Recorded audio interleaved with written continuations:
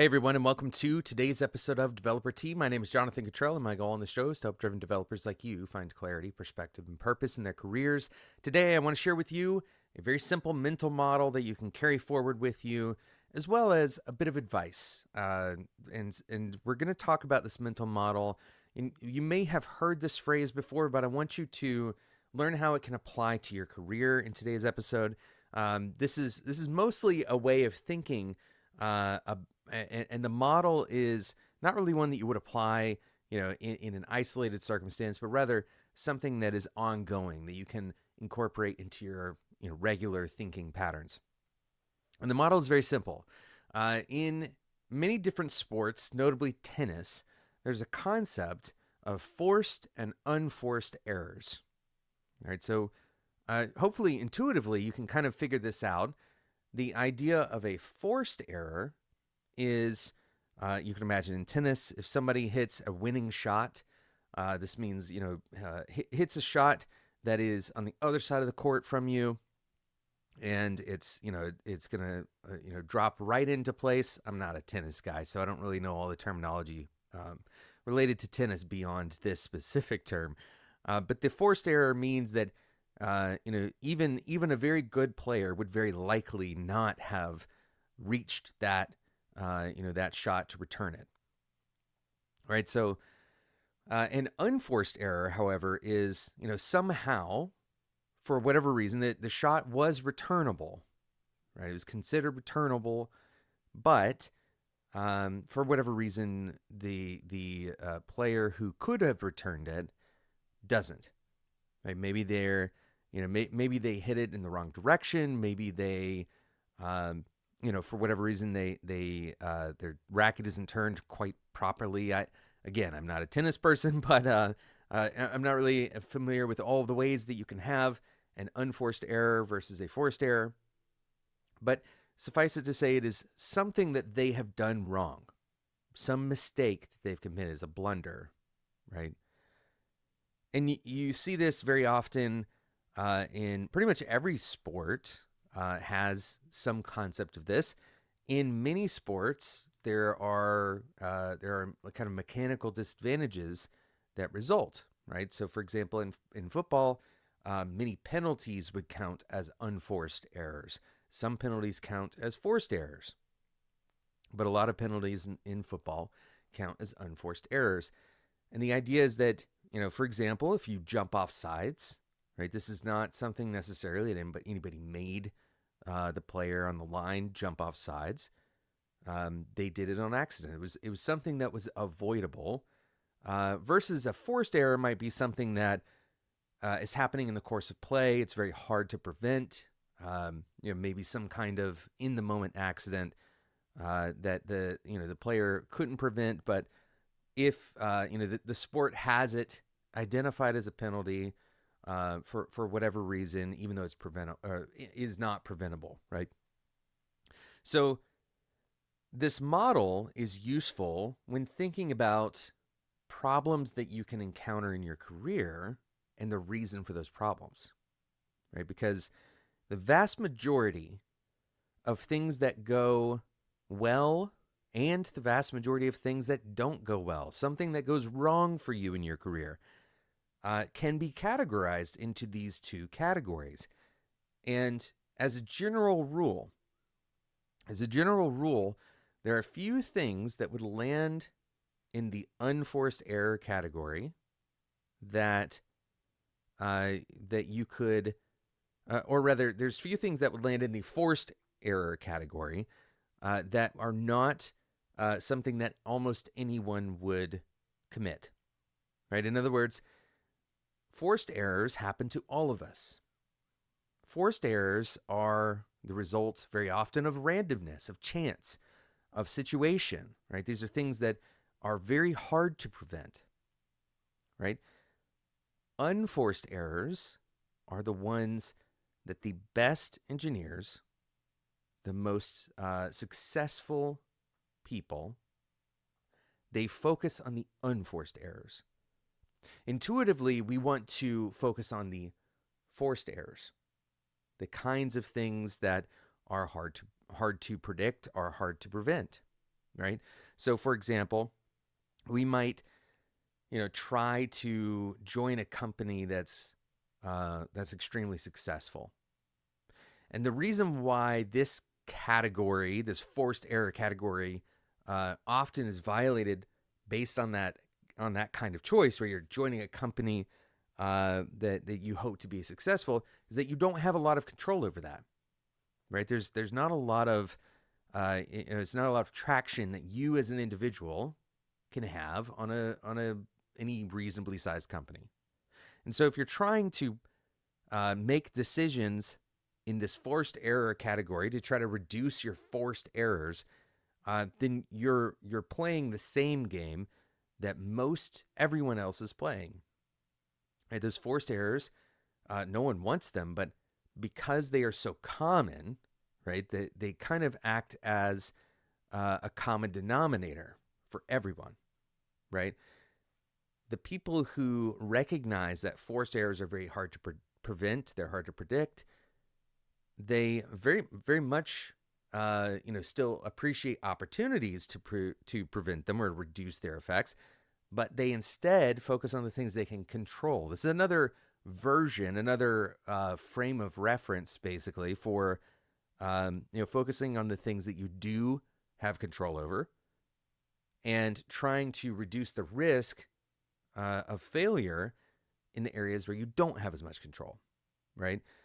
So focusing on your unforced errors, focusing on predicting mistakes, preventing them, reducing the risk of mistakes, right?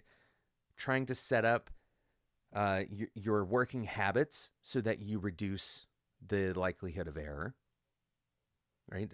Working with people that are willing to provide you additional feedback so that you can avoid unforced errors in that arena, in the kind of interpersonal relationship arena. There are a lot of ways. Showing up on time, right? Showing up late to a meeting, depending on who is in that meeting.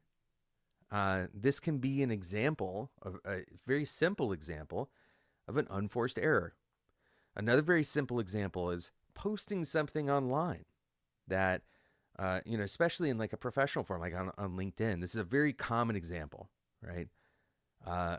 Posting something on LinkedIn that reduces your chances of securing employment in the future, right? Now, I'm not litigating. I'm not here to give you advice on what kinds of things you should post on LinkedIn. Instead, I'm here to give you advice on what things you shouldn't, right? Unforced errors in this category, it's absolutely possible that an unforced error of that kind, right, where you're expressing yourself in a particular way on a social platform, you've made a choice, but it was an unforced error, right? Now, to be clear, I don't want to suggest that there's any reason why you should not share your opinions, right? That's not the point of this episode. Instead, it is to say that there are venues, avenues, places where the sharing of an opinion is kind of welcomed, right? And then there's other places where it's not. Understanding when and where to share your opinions is a great example of a lot of opportunities for unforced errors. So this is kind of like a common sense approach, right? Unforced errors tend to be things that if you put a little more effort into thinking about the effect of it, right? If you were to get on the outside and try to imagine what could go wrong. If I take this particular action, what could go wrong? What person might see what I'm doing and say, "Oh, that's not a good choice," right? That thing that he did is not a good choice. That thing that she did, not a good choice. And we're not just talking about blunders that are, that get you in some kind of opinion trouble. That's not the focus of this episode. It's one example out of 1,000, right? Other simple examples are things like not checking your work before you push to production, right? Not loading up, if you work on a UI, not loading the UI after you make a change before you push and deploy to production. This is a very simple unforced error, right? The vast majority of these things are very simple. And so often, because they are so simple, we imagine that having a good career is more complicated than that, right? Choosing to, think about these small things may feel like, it may feel like reduction of the complexity of a career. What's interesting is as you encounter more experienced individuals in their careers, you'll recognize, and we've talked about this on the show before, you'll recognize that a lot of them tend to go back to the basics. Right? There's a reason why that's a phrase. Going back to the basics, going back to the fundamentals, going back to some kind of principles, back to the simplest things. Right? If we can't take care of the simple things, if we can't be reliable in our deliveries, if we can't be reliable when we're testing, if we're not on time, if we are erratic in our communication, these are simple things, right? And it is worthwhile to do kind of a self-audit on a regular basis. Most of the time, at least for me and for most of my reports, most of my colleagues, you have an idea of what simple thing do you tend to fail at. This is your unforced error category. This is your unforced error risk. This is a part of your career opportunity, even though it doesn't feel like it, right? It feels like something small. Like again, I go back to this because it's something that I've dealt with in my career and with reports that I've had. You're too quiet in meetings. You don't turn your camera on often enough. This seems crazy, right? It seems like this would be such a strange, specific thing to bring up in a conversation about your career. But as it turns out, this is a small thing that adds up over time. And it turns out to be an unforced error that you can control, right? You can control how engaged you are. You can control, are you on time? There's, you should write a list down, right? Like, you take the things I've talked about here, but write a list down. What are the things that are common sense that I have control over?